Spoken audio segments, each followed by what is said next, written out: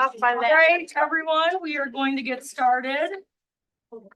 Just a reminder, if anyone has questions that they want to submit for the Q and A portion of our panel, we have index cards in the back. You can write down your question, and then Alex Thomas will be collecting them and then can bring them for the panel. There's an echo. It's like a delay. It's really hard for us to hear. Audio feeding back. Something's Here over here is a glitch. What's going on? Somebody watching the stream? Yeah, either that or someone's mic is on. It's interfered with this. The Zoom unit? How are you? No, I'm a dream. Like two speakers. Oh, it's.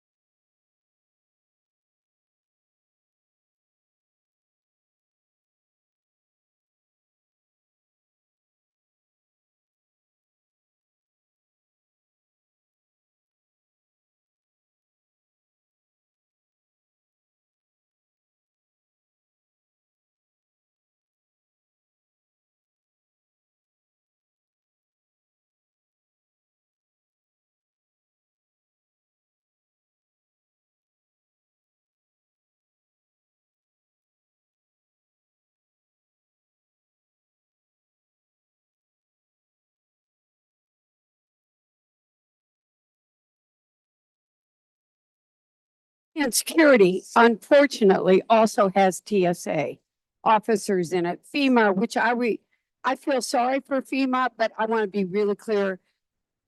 Doge and Elon Musk and the president already destroyed FEMA. And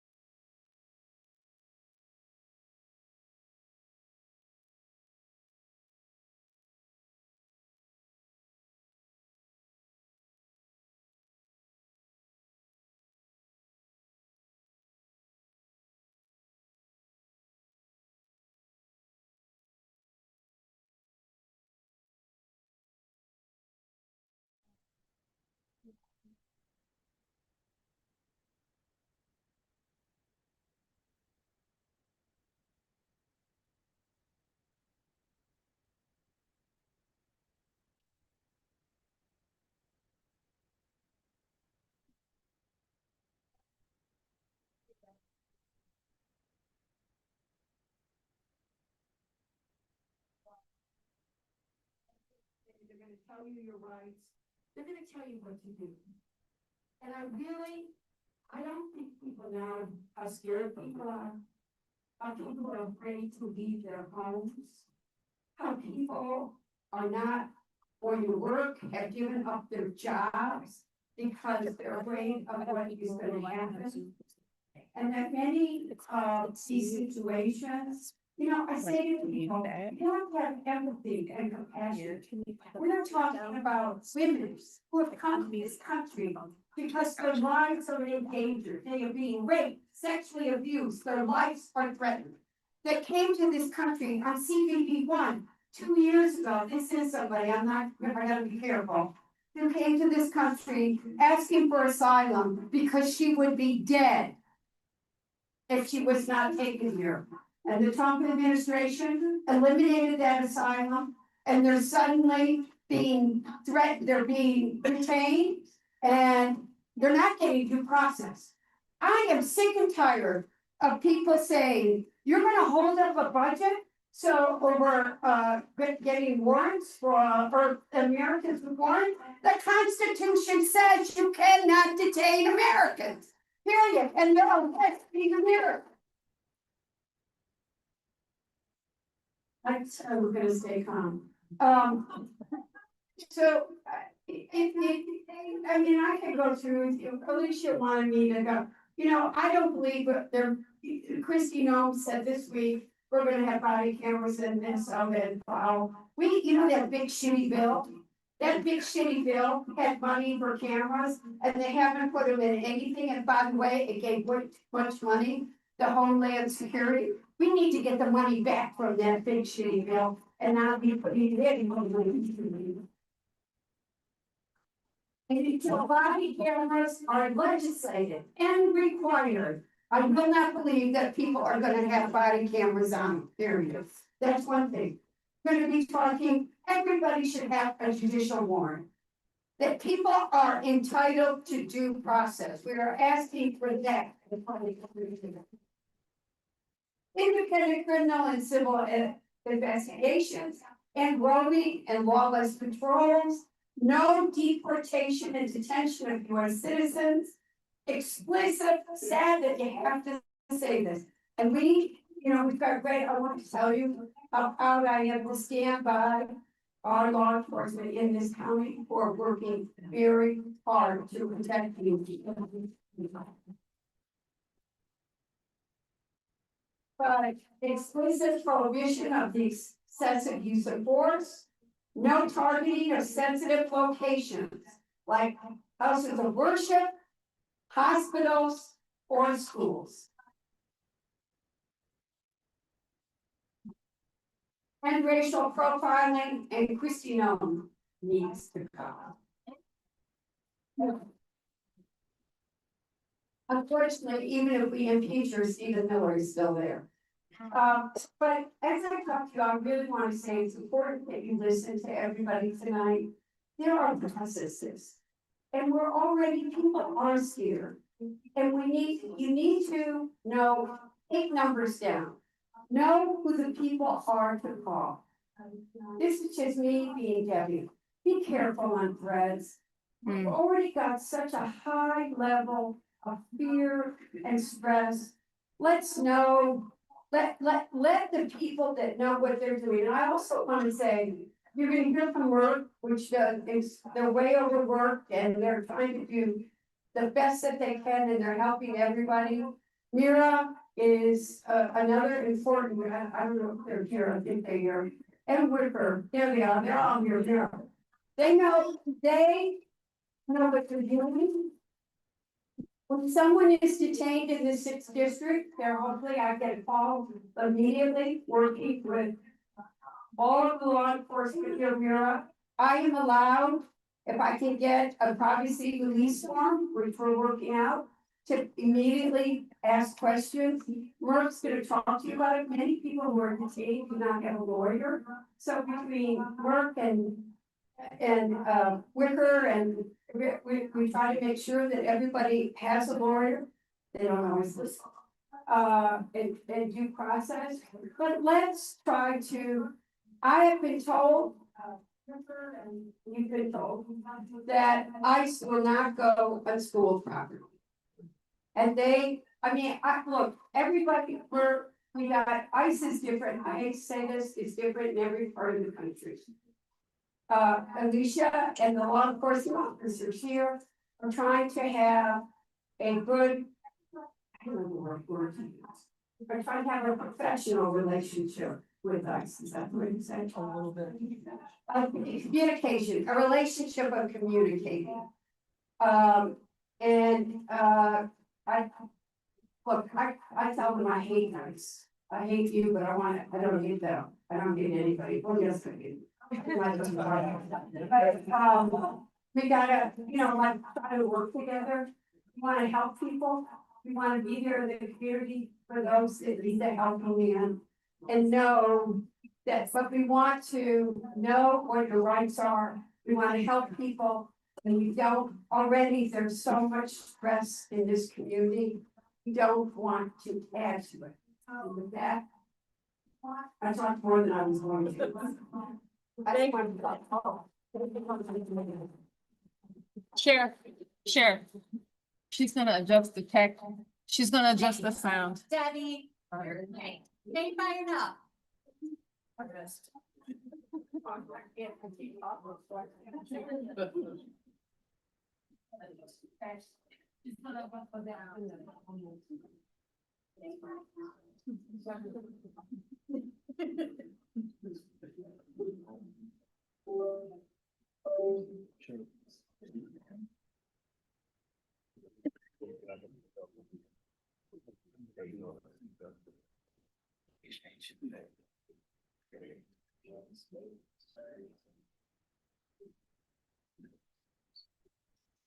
All right. Hopefully that works. All right, thank you so much, Congresswoman Dingle. Next, I'm going to bring up Katie Scott. She's the chair of our Board of Commission.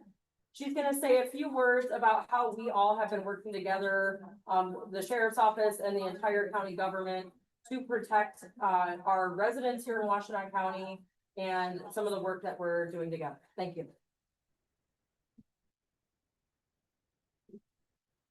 Thanks, everyone. I want to thank you all for being here tonight. Oh, it's still doing it. It's still doing it. It's an exercise in my concentration and seeing how well I can concentrate with that. I'm gonna tell you that when a room fills like this one, it tells me that people are scared and angry and that they're protective of their neighbors. Like they're here, and that you're still willing to show up for each other and that matters. The fact that you are all here and willing to do this, that matters. That shows our community. Some of you know that I'm a nurse, and in my work, we treat everybody, we take care of the people in front of them. And fear shows up in bodies. It's just a part of what happened. People have racing hearts, they have asthma flares. People are also skipping care because they're afraid to be seen or reported. And this isn't abstract. I can see what fear does to family. To me, that being a nurse is what grew me into this public service because it means taking care of people. And that's what I think government should be doing. Government should be taking care of people. It means that we're building systems that help people live, work, raise their kids, and be safe in their own communities. And what we're seeing right now with ICE, the chaos, the intimidation, the fear being spread, this is not that. This is not care. This is what intimidation looks like. I want to tell you, I believe, and so does the Board of Commissioners, we believe in safety. We do believe in law. We wouldn't be doing government work if we didn't. But I also believe we don't have to choose cruelty in order to have order. That's not something that is a choice.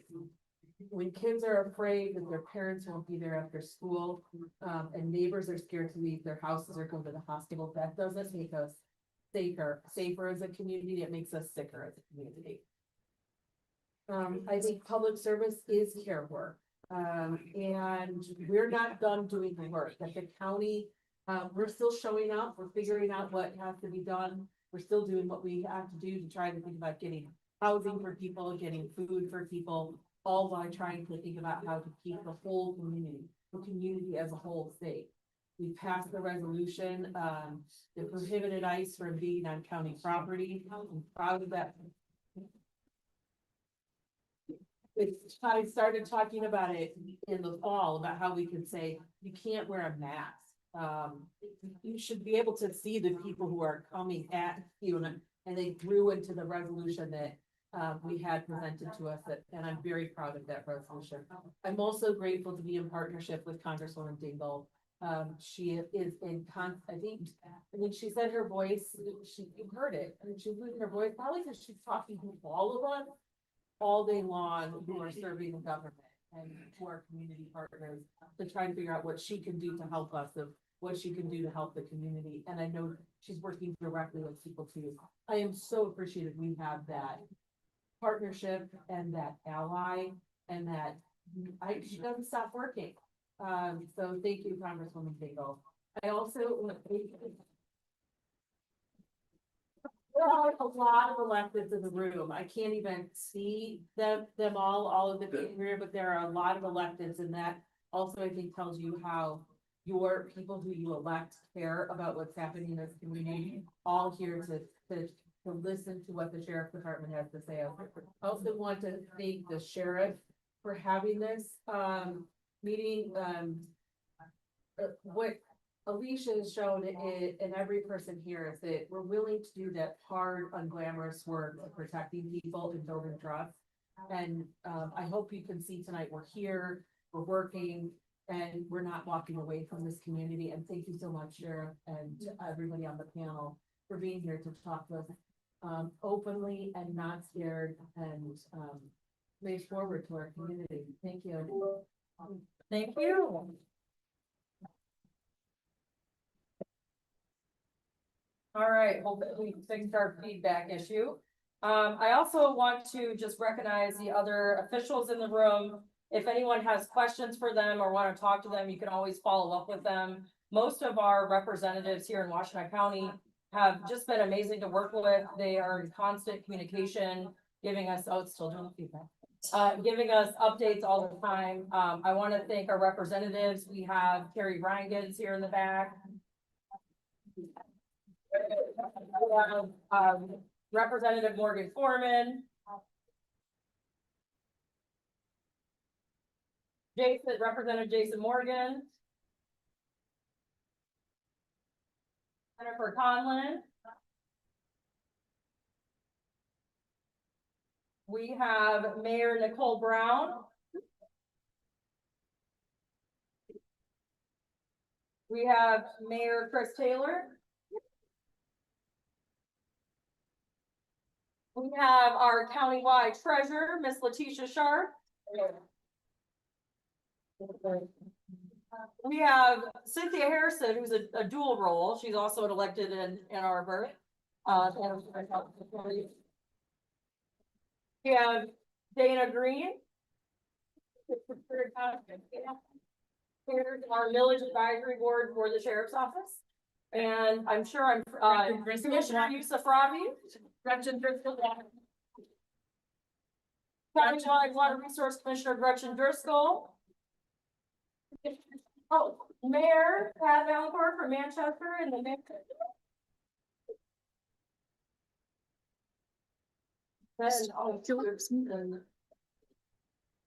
Leslie Blackmore from Lodi Township.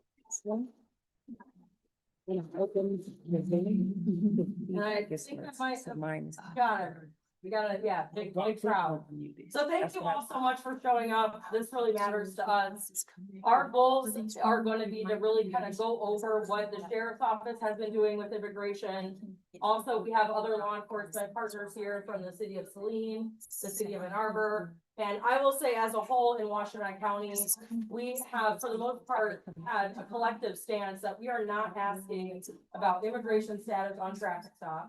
That is not what we do. We are concerned about crime. We respond to 911 calls for service. We are focused on public safety. We do not investigate immigration status. That is not what local law enforcement do. And I will get into the differences between local versus federal in my presentation. And I just want to say that, you know, this is definitely an uncomfortable time for a lot of people in our county. We had a recent situation in Ypsilanti that caused a lot of fear and panic for our community there as well as for the schools. And from that situation, we were able to actually finally get in touch with leadership in immigration enforcement, because it's not always easy to get a hold of them.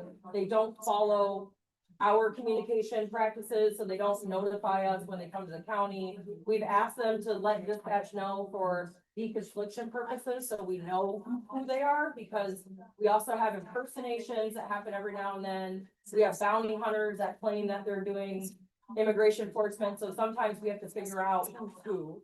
And we were able to recently have a conversation with them after all the panic that happened in the city of Ypsilanti. And they have reported that they will not be going to any of our schools for any school enforcement. And I have talked to our schools in Washington County, and they have also reported that they have not had any situations where immigration has tried to get into the school or tried to do enforcement on school bus stops.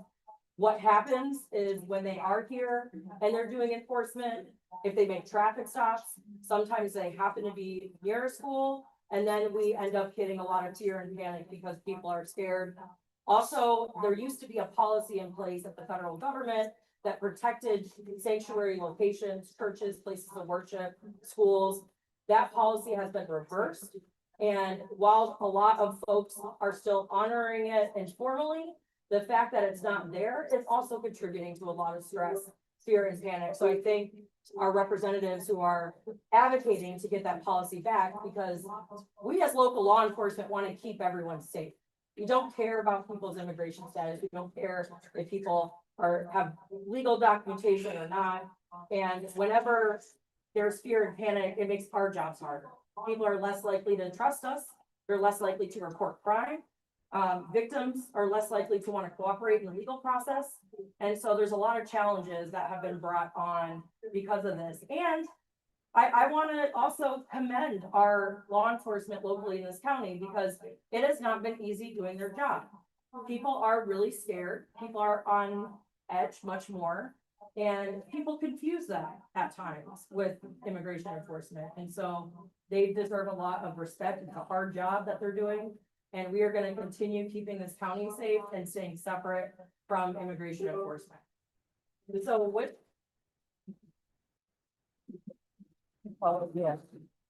that, we will start the presentation, and I'm just going to do a quick overview for educational purposes so people understand what to do in situations involving ICE activity. And then we're going to hear from Merck, because they're going to give a presentation on the legality around people's rights, what people's rights are, and then we'll go from there.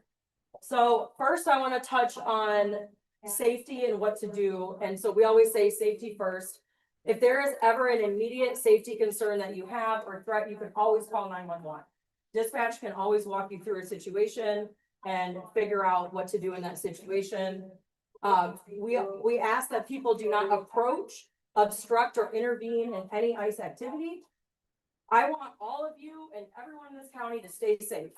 And while you are free to record their activity, while you are free to report or observe their activity, you cannot interfere or obstruct what they are doing. And so that is very, very important. Just so be mindful of that. And also the Attorney General's office, I just came from a meeting with Attorney General Dana Nessel. She just started a tracking form that people can use. It's on the Attorney General's website. So if you see any concerning behavior or something that doesn't sit right with you involving ICE activity, and you do have a photo or recording or report, you can submit it on this tracking form, and her office will review these situations. And so she just launched that yesterday, and that is available as well. Next slide.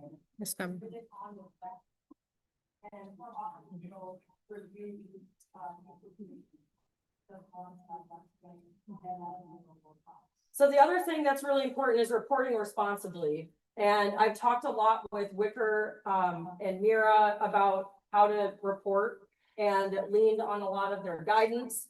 I want to say there's been a lot of inaccurate or vague reporting that has caused a lot of panic for workplaces and organizers, and then false alarms. And when that happens, any resources that are dedicated to respond or support immigrant communities end up getting really depleted. And so we ask that people, if they are going to report any concerning immigration activity, that it's clear, it's verified, and the precision can help protect people that you're trying to support. We ask that people use the salute model. There are cards that Mira has brought to explain what the salute model is. Basically, you want to report specifics, time, location, date, size, like how many agents, what vehicle. Putting something on social media that says ICE is in Ipsy is not helpful. All it does is scare everyone. No one knows where. Everyone's like, what's going on? And it causes a bunch of panic. If you're going to report any ICE activity, you can call the Mira hotline, and they are experts in really funneling the information to where it needs to go and figuring out if it's actually accurate. And so we have resources here, and Mira, who is here on the panel as well as in the room, can walk you through that. And this is the salute model. Next slide. So I talked about this, what not to do. Next slide. This is the example of what you might tell Mira. So date, time, location, specifics. And remember, not everyone is ICE just because they have a tinted vehicle. We had a situation where there was a bunch of reports that ICE was at a hotel. And they were not at the hotel. There was someone's car there that was tinted. And people were talking about going and protesting at the hotel. Wasn't even ICE. And I feel bad for whoever's car that was, right? So it's really, really important that people be very mindful of that. And that's why I always say lean on Mira, lean on Wicker, and lean on the immigrant community as well as experts that are doing this work, because they have the best knowledge on how to respond and how to handle situations. Next slide. So protests, we've gotten a lot of questions about what we're doing with protests. The sheriff's office, as well as other local law enforcement, I can attest to our goal is safety, keeping everyone safe, protecting people's constitutional rights to protest. We have had many rallies and many protests throughout Washington County. We have not had issues. People have been peaceful. People have been respectful. And what we usually will do is, if the organizers for the rally or event can contact their local police department or the sheriff's office, if it's in a sheriff jurisdiction, basically to give them a heads up how many people, where it's going to be, because then we can coordinate to make sure everything stays safe. We also are there to prevent any agitators or people that might show up with, ill intent. So we want to make sure that we can prevent that as well.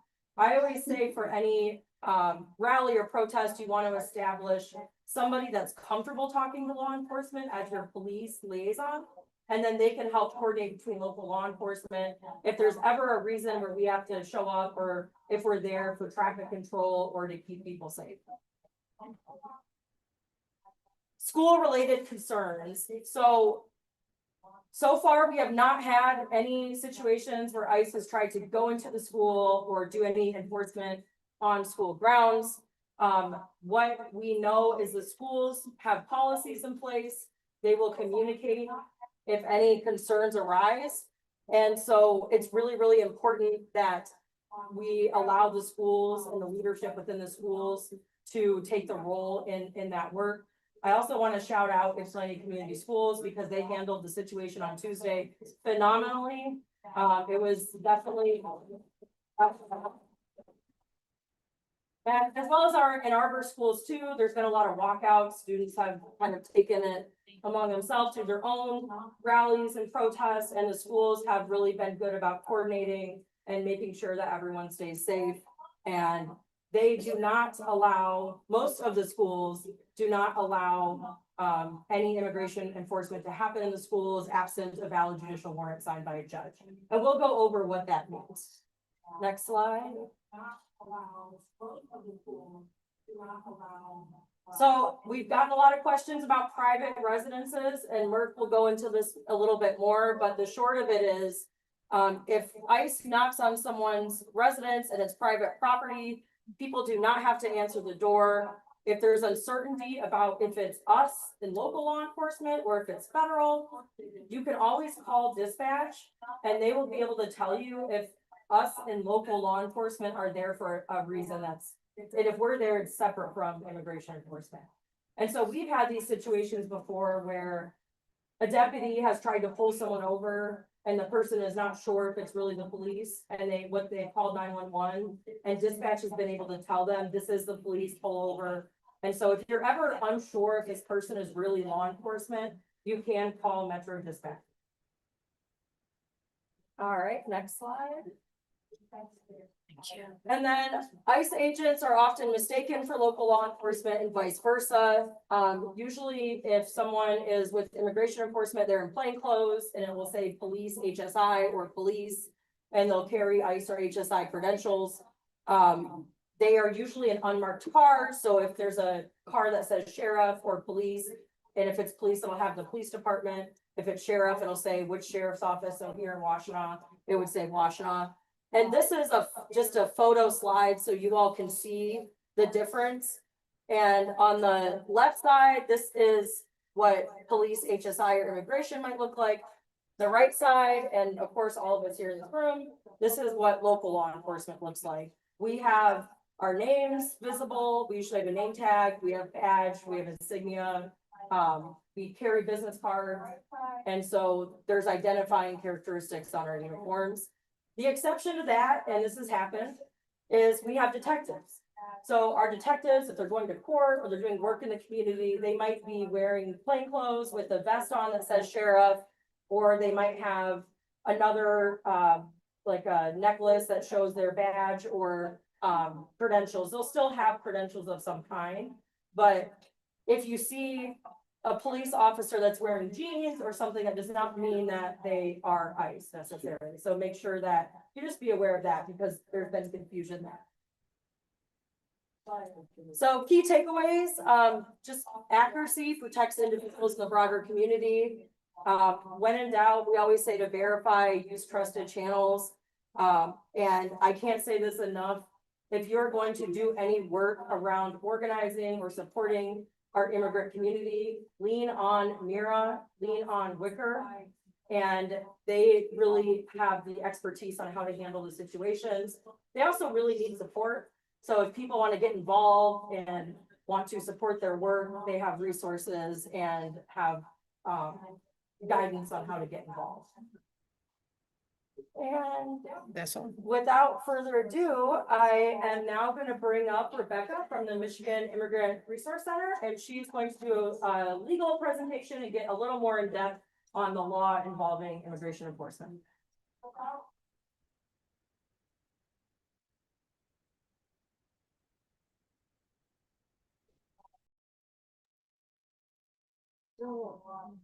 It's really bad. I can't hear you.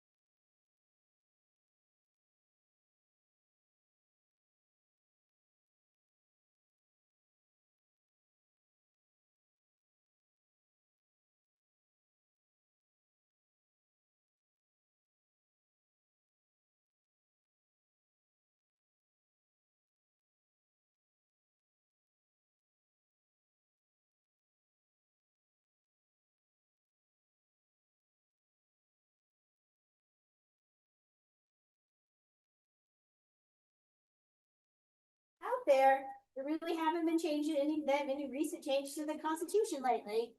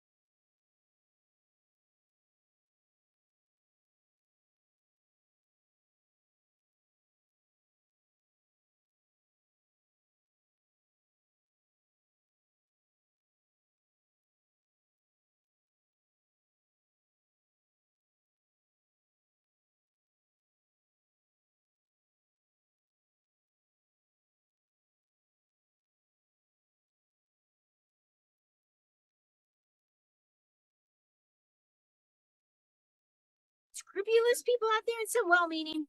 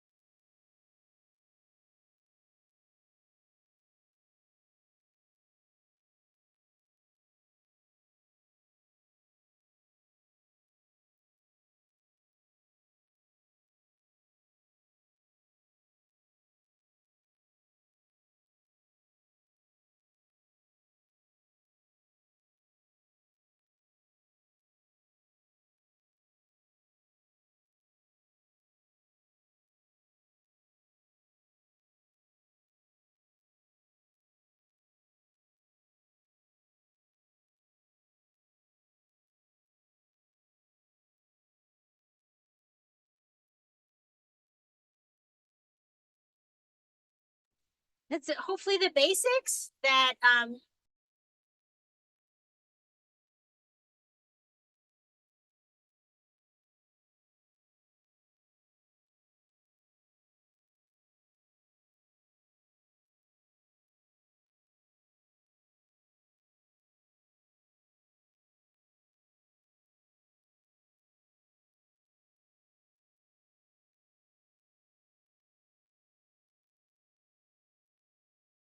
This is where people get very, very confused. They look very real, but administrative ICE warrants are not judicial warrants. So the big thing is always look for that judge signature. And then we're also gonna talk about county buildings and court security, as well. So, thank you. And that's Stuart.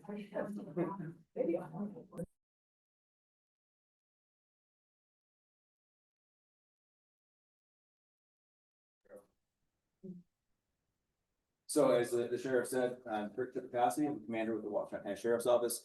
It's been an honor of a lifetime to serve this community for the last 25 years.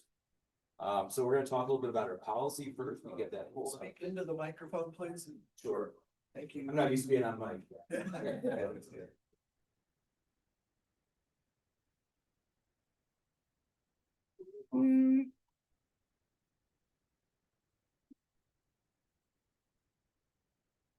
So while we're getting the policy up, we're gonna talk about different sections of the policy. Any good policy is gonna have some consistency. We're gonna have a purpose statement, a scope, the policy statement itself, definitions, procedure, and then the actual policy. So your purpose is, why are we drafting this document? What are we trying to achieve by doing it? The scope is who it's going to apply to. The policy itself, the what it is that we're trying to achieve, the definitions, what we're actually talking about, procedures, is how we're gonna be doing it, and the policy, what we're actually gonna be carrying out.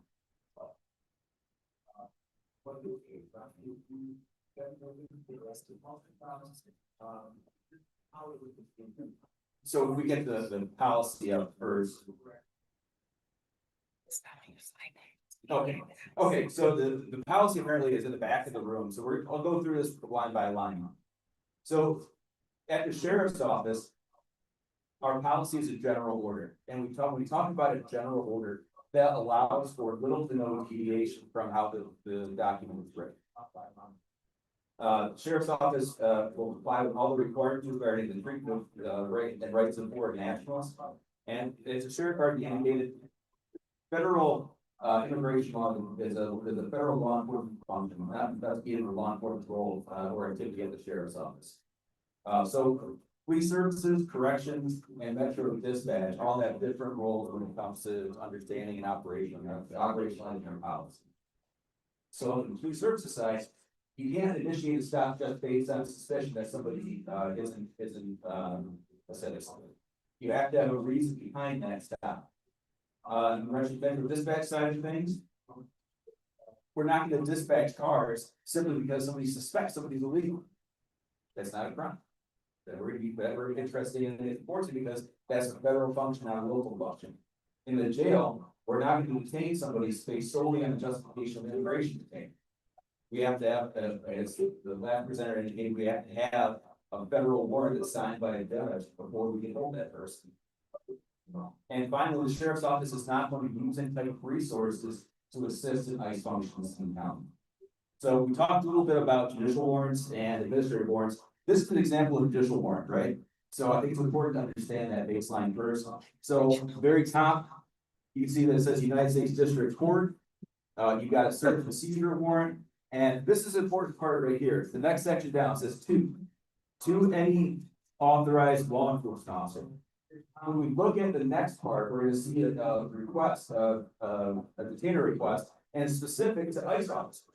Here is any law enforcement officer that can take this enforcement action, and down towards the bottom, you can see it's going to be signed by a judge. Good advance. But I think it's also important to recognize that the slides that you're seeing right now, these are from our policy, right? So we've actually stamped not valid or hold, and this is in our policy, so our employees can reference it. So we know this is a 205 form. And so someone talked about how the forms can be very tricky and how they look a lot alike. Well, so this is a warrant of removal or deportation. But if you look at the two sections, remember the last time we said it was to any law enforcement officer. Here we have to any immigration officer. So that's a really important distinction. Okay, so this is ICE 247 form.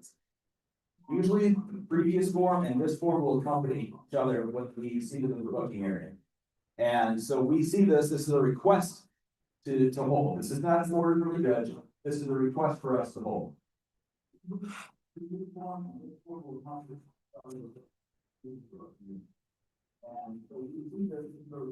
Next one. Yes. Alright, that might be it with that, but so any good policy is gonna come good training. At the sheriff's office, we use something that's called ABLE, so this can be active bystandership for law enforcement. So what that means is it offers an opportunity for our staff to be trained to recognize when things are escalating beyond something that's reasonable and allows for people to step in. Locally, we would see that here as an officer attacking somebody, say, okay, remember, it's a tap out and say, okay, I'll take it over from here, we're not able to communicate with each other effectively, so I'm gonna come in and I'm gonna step in for that officer. Or it could be a reminder for an officer to follow policy the way that it's written. So talk a little bit about the order that is not allowing ICE to come into any of our county facilities. We see this in court security sometimes, right? And so we give it a directive to our court security officers not to permit ICE agents to come into our facilities unless they have a judicial warrant. So we're not gonna, our policies prevail regardless of any person that's coming in there, so we're not gonna, go hands-on with an ICE agent, but we are gonna make sure that they have a valid judicial warrant before they go into the building. We're gonna ask to see it, and we wanna see what the reason for being there is. In the jail, like I had mentioned, we won't hold people on ICE things. And there's some agencies that, we'll hold for a reasonable amount of time, or we'll wait for a, half hour and then, show up, and they'll we just don't hold. So we just don't hold unless their local charges are gone and done. We release. And that's pretty much all my topics. Thank you, everybody. All right. All right. And I also want to bring up, and some people have asked, well, if you aren't going to assist immigration, or if you're not gonna hold somebody in the jail on an immigration detainer, then aren't you ignoring people that have committed crime? And I want to make it really clear that we have a justice system in this country. And so when somebody does commit a crime, regardless of immigration status, we investigate the crime. So if someone does something serious, then we have a court system that will hold them accountable. And if they end up getting deported, they don't even go through the court system. And so the victim in the situation does not get to address what happened. There's no legal process in place. There's no due process. We believe in due process in America. And so someone's immigration status has nothing to do with what we do as local law enforcement to keep everyone safe. And we can investigate crime regardless of that, and that is what we do. And what they have found, and there's a lot of case law and there's a lot of risk attached to this as well, is when sheriffs hold people in jail past their release date, past when the judge ordered for them to be released, it exposes the county to immense liability and it risks violating their constitutional rights. And so it is our job to protect people's constitutional rights.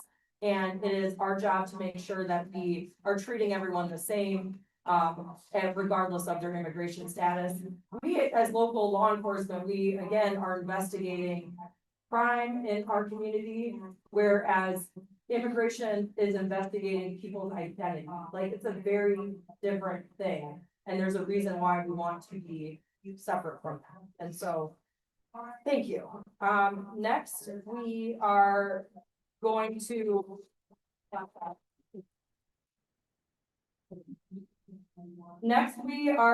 move to our panel. And I want to address some questions. Alex, if you have Will. This is Will Garcia. Hello.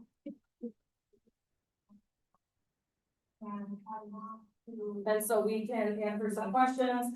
Here on the panel, just to update everyone, so we have the Chief Anderson from Ann Arbor, Chief Radzik from Saline Police Department, Commander Rush from the Sheriff's Office, Rebecca from Merck, Commander Shipakowski, Matt Harshberger, Under Sheriff, and then Laura, if you wave your hand, and Ramiro are here from Mira. And they do a lot of the policy advocacy work. Their efforts in Washington County have been able to get some of the resolutions passed that we've seen recently in Washington County as well as the city of Ann Arbor to protect immigrant communities. And they also have the hotline that people can call, and they work as well with Wicker. Wicker could not be here tonight. They got tied up, but Wicker is the Washington Interfaith Coalition for Immigrant Rights.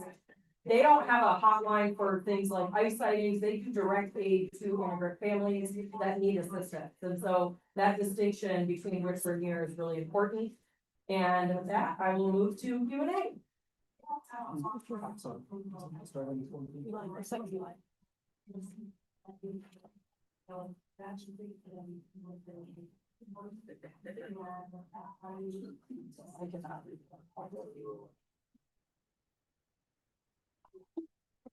Although you presented Know Your Rights, it seems that ICE is not following the rules.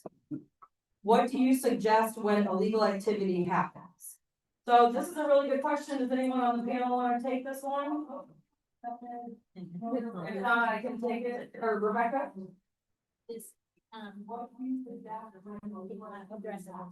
I would just suggest if we've seen some different things happen in other communities where, people's rights have been some violated, you can document, really is your best tool in that circumstance, not to obstruct, but to document what's happening, is probably the lawyer answer I would give you in that case, and I will share on it.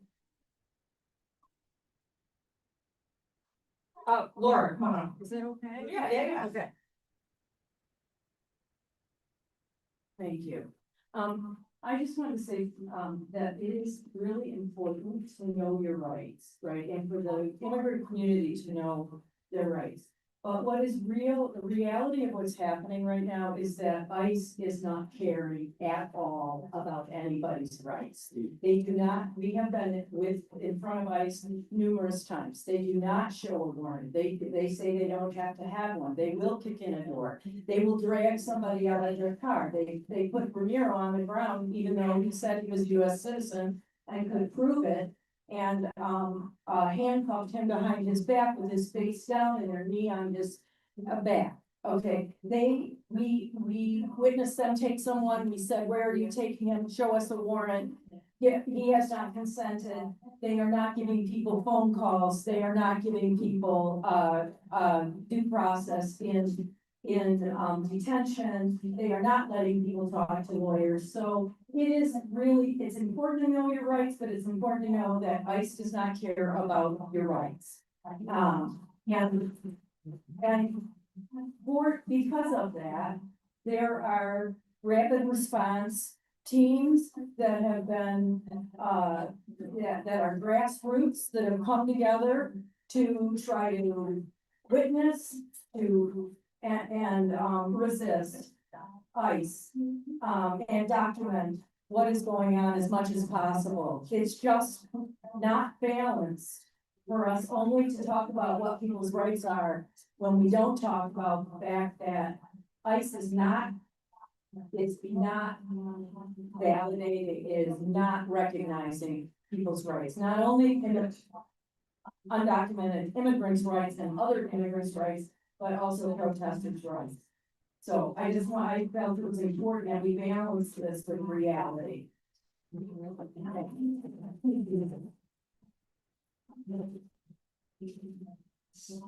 All right, next question I have, will municipalities be able to enforce no masks on public property, and do they call WCSO? So we do not have a state law in Michigan that limits masking for law enforcement. I know some of our representatives have been working on that issue, but we can't actually enforce that in public areas. in private areas, people have a lot more freedom, in businesses, you have a lot more freedom, but we can't. While we can request, or we can ask that people not wear masks in our county, and while we as law enforcement don't do it, unless there's actually a health reason, or sometimes when it's extremely cold and we're out on traffic crashes and something like that, we might have more covering for our face. But us local law enforcement, we're not doing this masking thing. And that's not to say we don't have our share of conflict. So immigration has said, well, if we don't mask, we're gonna get doxxed, or we're gonna get threatened. Local law enforcement has gone through our share of really tense situations and controversy. And we are not masking up, right? And so that is definitely a big distinction. But it is not something that we can actually enforce out in the community. So I think it's important for people to know that. Any other chiefs, you got anything to add?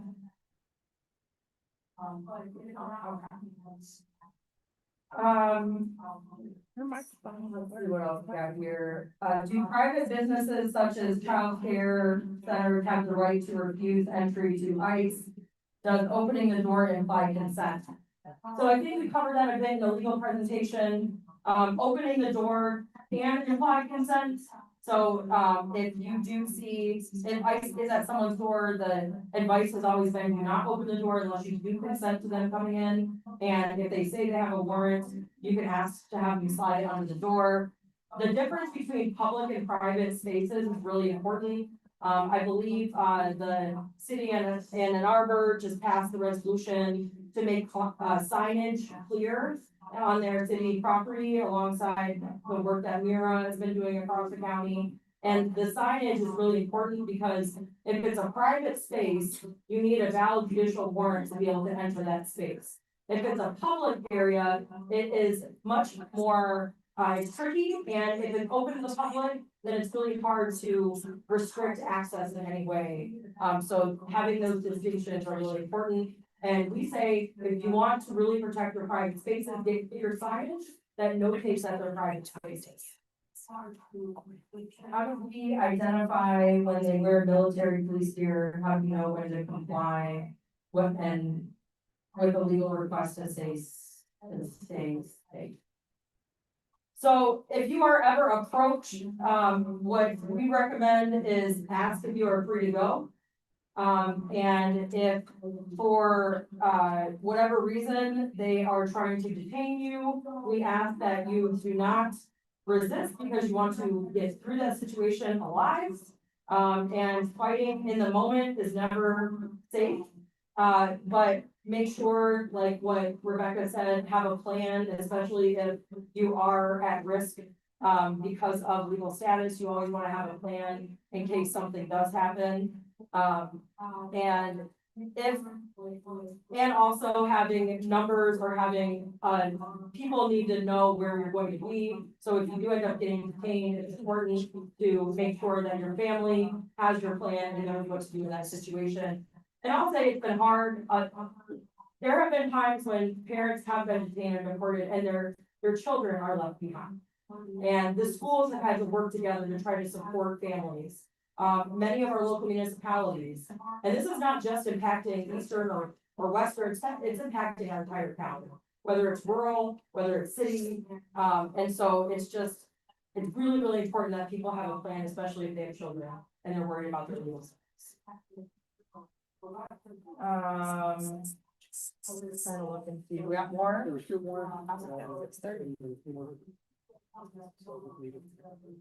Okay.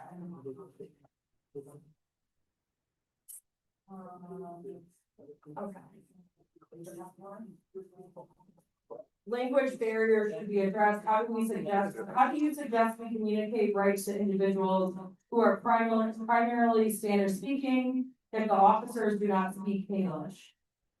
So I'll speak for Washington Sheriff's Office. We do have Spanish speaking deputies. When we don't, we also have the language access line that we use. And Chief Radlick and Anderson, you all language line. So we have a language line that we'll use. And then Laura and Ramiro. You can also contact Mira or Wicker If it's for aid for an immigrant family, Wicker also has a hotline and they have Spanish speakers, and Mira does as well. All right,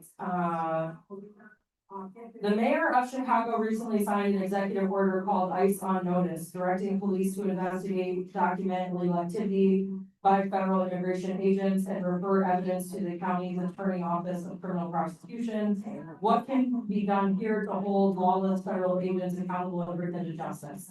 So here, I think that our attorney general is on, the right track. So the form that they just announced, the federal tracking form for any concerning immigration activity is now public. Anyone can fill that form out. You can submit photos, videos, evidence, you can explain what happened. And they are going to start documenting that. I think that's really important because we don't even know the extent of what is going on because it's not, we don't have good data on what is actually happening. If something were to happen in Washtenaw County that is extremely egregious, what, you know, I always say is you can call dispatch and dispatch will figure out what is appropriate to do in that situation. And we recommend that people do that. We, as local police officers, we have our training for bystander intervention. So if something is an extreme safety hazard, then we are trained to intervene in the ways that we can. But I will say it is hard because people might say the very core function of what immigration is doing right now is illegal. They are detaining and deporting people, sometimes without due process, without having a valid judicial warrant. They're using administrative detainers, even if, and sometimes not even showing them to the person. But that is not, that needs to be legislated. That's not something we cannot, if they are just, if ICE is standing on a street corner watching a house, there's nothing we can't, there's nothing that we can intervene on at that point. If there is a situation where someone is terrified and they show up and they're kicking down the door, like that would be a situation where I would call 911 and then we could figure out how to respond to that situation and intervene if necessary. I will say in Washtenaw County, every county is very different. Chiefs, you got something? Okay, all right. Their microphones, You got turn on the mic. Push the button. Push the button. There you go. Yes. First of all, thank you for allowing us to be here. I'm the man of the police chief, Davis, and Sheriff. Thank you for doing this and organizing this event. I want to speak specifically to what we just it's a global concern in law enforcement, and there's this confusion about interfere and intervene. And they're different, right? So you can't interfere, but we can de-escalate and intervene. And that's the conversation that we're having across the globe. Quite frankly, police officers can't idly stand by and allow someone to be harmed. We have a duty to intervene and de-escalate. Now, we can't interfere with law enforcement investigations, but I'm talking about where there's a clear distinction with respect to someone being harmed. And we have an obligation to address those types of issues. So what we can do is that we have body-worn cameras. We are witnesses. We can provide information. We can write reports. We can submit criminal activity to our prosecutor's office. And we can be witnesses against individuals who cause harm to the community. And in some cases, when a police officer is appropriate, if someone is being harmed so egregiously, we should de-escalate that situation. So I don't want you to think that your local law enforcement is aimlessly unable to do anything, because that is not true. Sworn to uphold law, and we will do that because that's what we're here for. So I just wanted to make sure that distinction is clear for you all.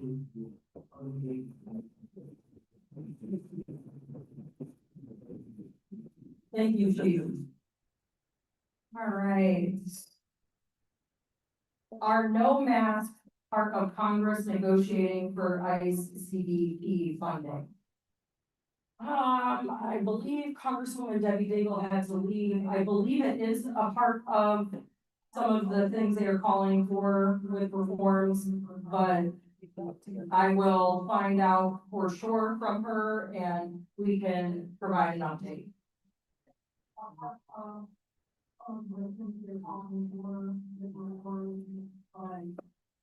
I will find out. As a community leader and community advocate, what do we do to deter the false ICE agents who are raising the robbery or gun-related crimes in 48197 and 48198? So if this is about impersonation, any robbery or gun-related crime, call 911. That's really simple, and I will say we did have a situation where so a bounty hunter was in a gas station claiming that they were picking people up for ICE.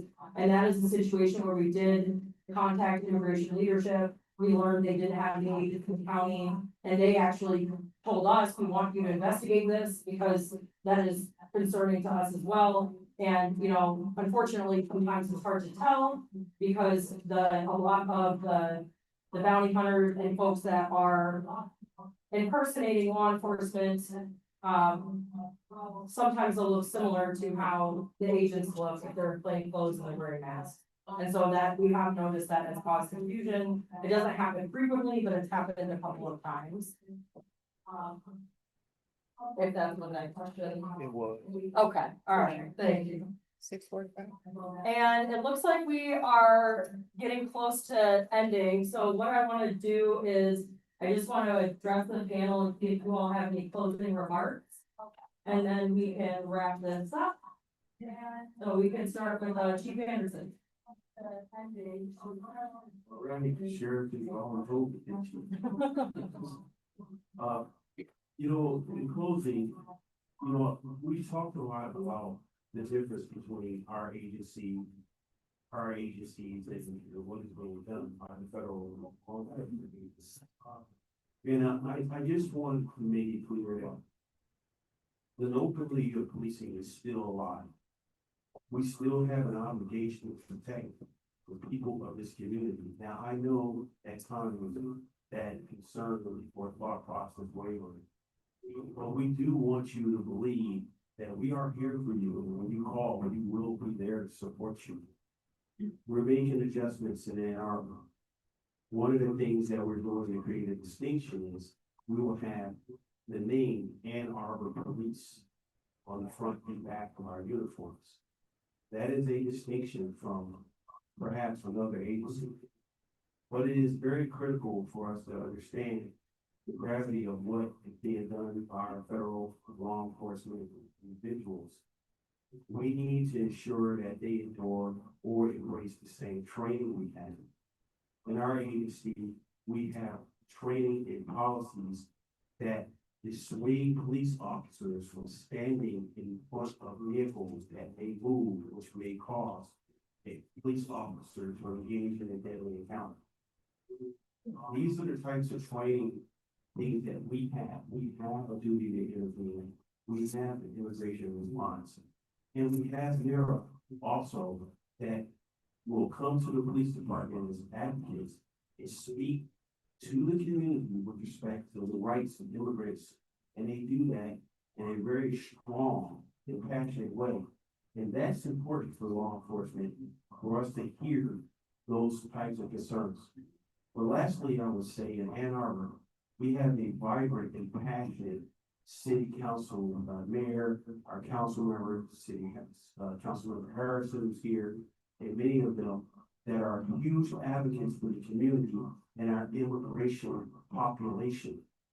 They are consistently speaking to the leadership about ensuring that we do everything we can to make sure we maintain the dignity of the people we contact. That information has resonated with our city administrator and then pushed to our police department and many of us. And we're all in one accord. We care about our community The fabric of this country is made of immigrants. Many of you know that. Many of you have traced your family back to Ellis Island. And many of you, such as my heritage, had not had that opportunity. However, we all know how important it is for us to maintain this woven fabric of community justice. And I know in Ann Arbor, it is critical to our leadership. It is passed down to the police chief, and it sounds in every police officer that works with our organization. And Sheriff, thank you again for organizing this meeting. We really appreciate you. I want to say thank you for everybody who came out here today. These are very uncertain times, and it really is hard right now being up in this campaign.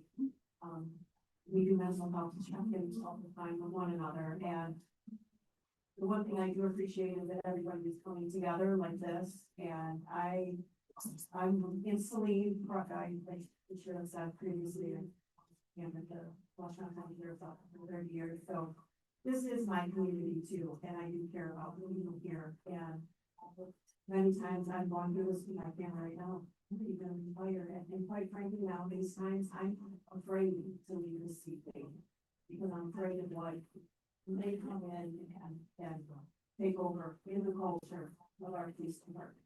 So, again, just thank you, and just know that from my heart, from everybody else's parts out there, I know that you're in Washtenaw County, and we are here to serve you, and we are committed to helping everybody.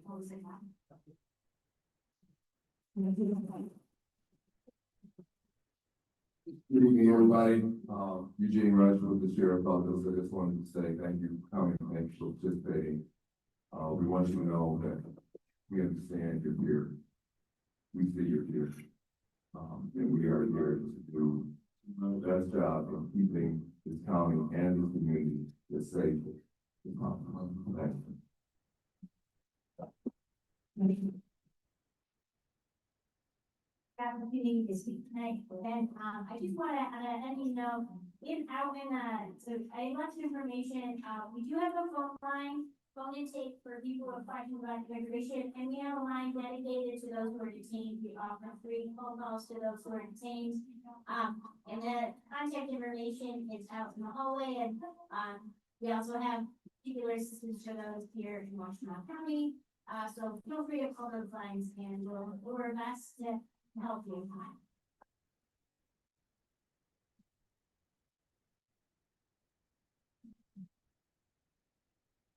I want to say thank you for being here. It's motivating to be in the room with people who care about this community as much as we all do. So thank you very much. Good evening, everybody. I can only echo what has already been said very eloquently. I truly believe I've been doing law enforcement in Washington County for going on 40 years. Starting with City of Ypsilanti and the Prince Township, and then here with the Sheriff's Office. I can tell you that the law enforcement community here in Washington County is all banded together. We are partnered together. We are all on the same page, and we have a community that truly wants to best for each and every person in our community and our county, and we stand united with you with that job. So we truly stand for public safety, and I truly appreciate you back at home, tonight. Thank you.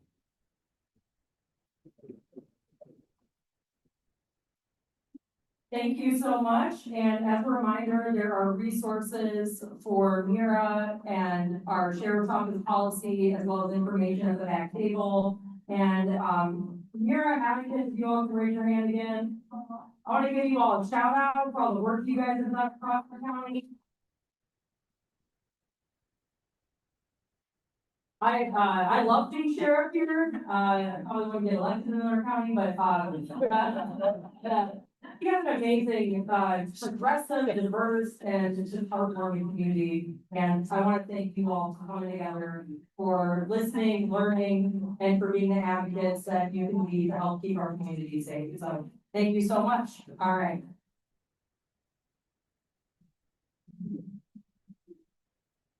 All right.